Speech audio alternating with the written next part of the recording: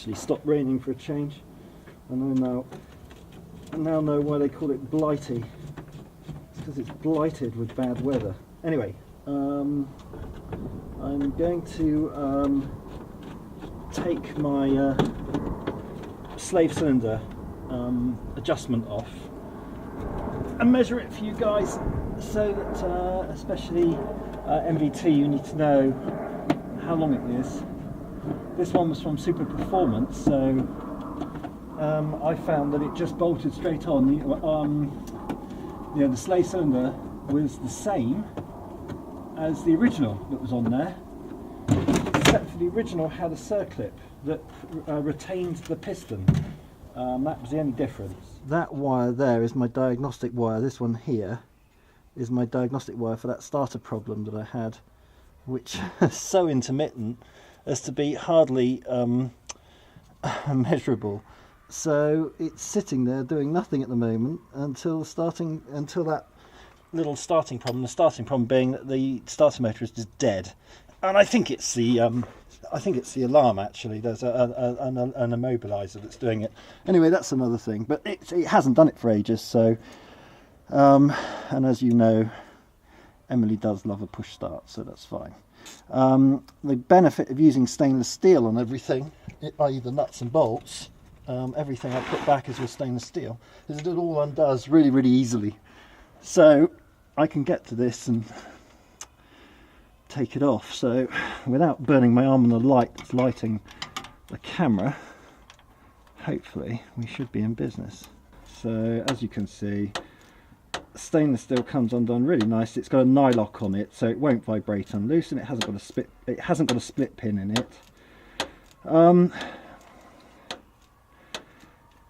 Sorry for my incoherent ramblings on these videos, but they're done, you know, pretty much as I'm doing them, unrehearsed, off the cuff.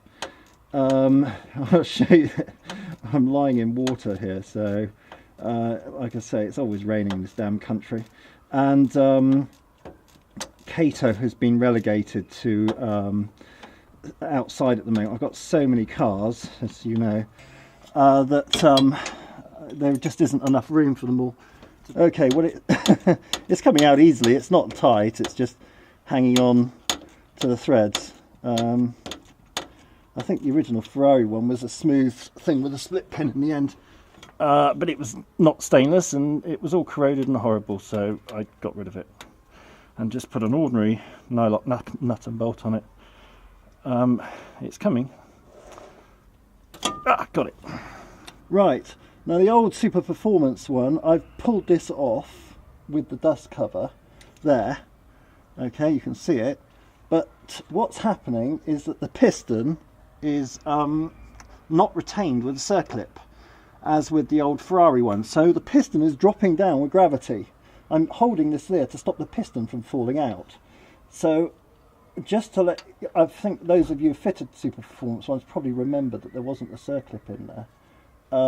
So I'm going to go and I'm just going to put it back because I'm on my own here, and I'll quickly get my vernier and measure this component, and then we'll be good to go.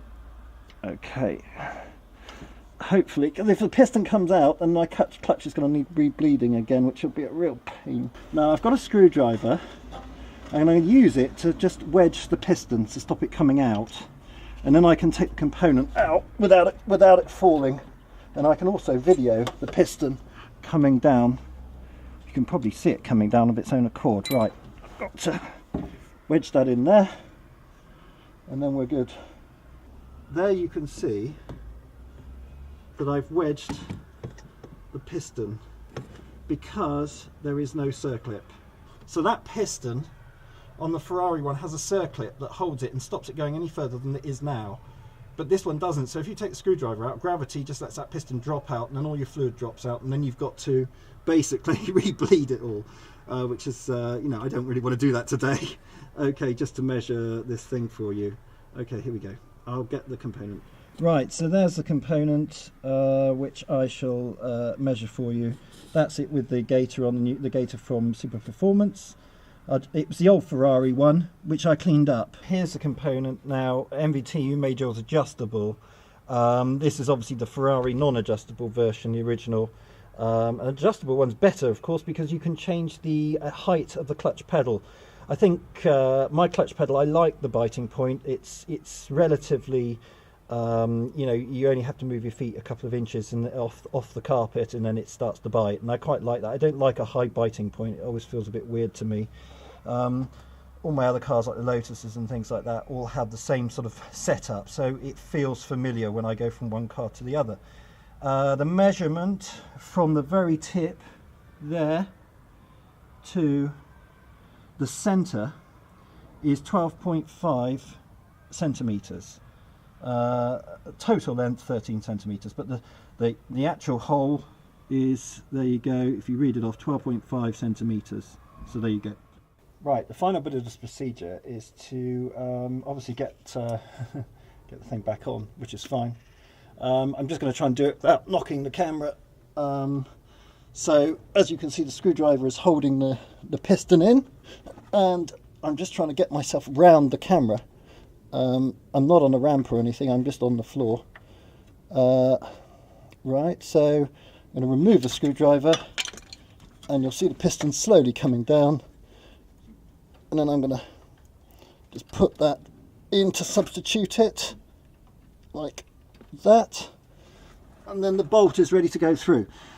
And obviously the gaiter has to go up around the piston itself. So with a little bit of jiggery pokery, I can do that as well. And there you go, all back as it was before. I won't need to bleed it because there's no fluid come out or anything like that.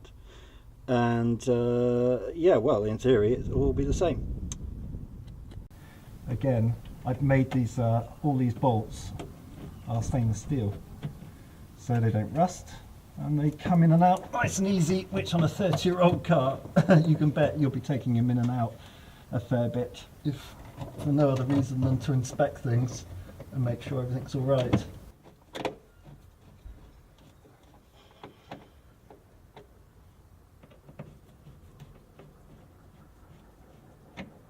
And now, the fastest wheel in the West. If only they would put little locating pins on these like Fiat do, it made life so much easier. I put Kato's ones on, and not Kato, Otto, the Fiat X19. Wonderful, got little location pins, easy. But the wheels don't weigh anything anyway, so it would make sense to do it on a heavy wheel, because it makes life so much easier than trying to stumble around trying to find the holes.